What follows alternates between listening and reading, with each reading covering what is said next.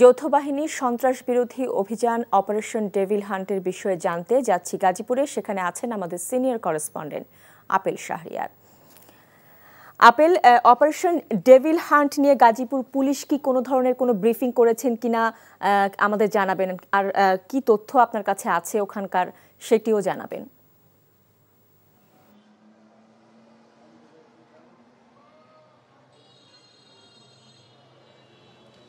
যৌথ বাহিনীর অভিযানে এখন পর্যন্ত ৬৫ জনকে গ্রেপ্তার করা হয়েছে, যার মধ্যে বেশিরভাগই হচ্ছে আওয়ামী লীগ ও সহযোগী সংগঠনের সঙ্গে যুক্ত ছিলেন যারা।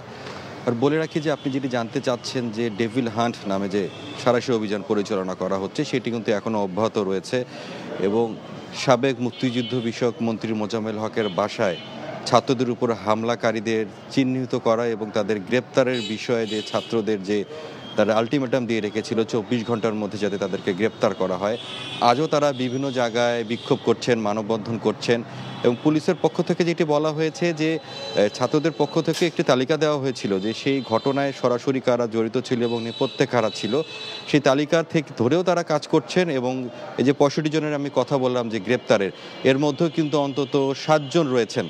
পুলিশ আমাকে নিশ্চিত করেছেন যে পুলিশ ছাত্ররা যে তালিকা দিয়েছে তাদের মধ্যে ৭ জনও এই গ্রেপ্তারের মধ্যে রয়েছে। অর্থাৎ যারা গ্রেপ্তার হয়েছে তারা বিভিন্ন থানার মধ্যে এখন বর্তমানে রয়েছে এবং দুপুরের দিকে তাদের আদালতে ওঠানো হবে বলে আমি জানতে পেরেছি। আর আমি এখন আসি গাজীপুর পুলিশ কমিশনার কার্যালয়ে রয়েছি। গাজীপুর যে কমিশনার রয়েছেন, পুলিশ কমিশনার, তিনি এখন তার অধীনস্থদের সঙ্গে একটি মিটিং করছেন এবং মিটিংয়ের পর উনি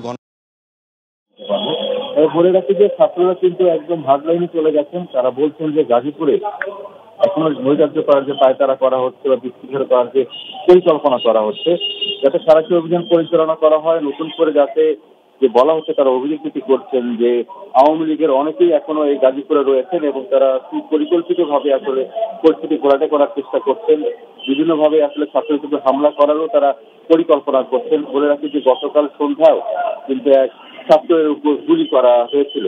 তবে সব থেকে বলে রাখে যে এখনো থমথমে অবস্থা বিরাজ করছে গাজীপুরে এলাকায় এবং পুলিশ তাদের অভিযান পরিচালনা করছে এবং সেটি চলমান রয়েছে।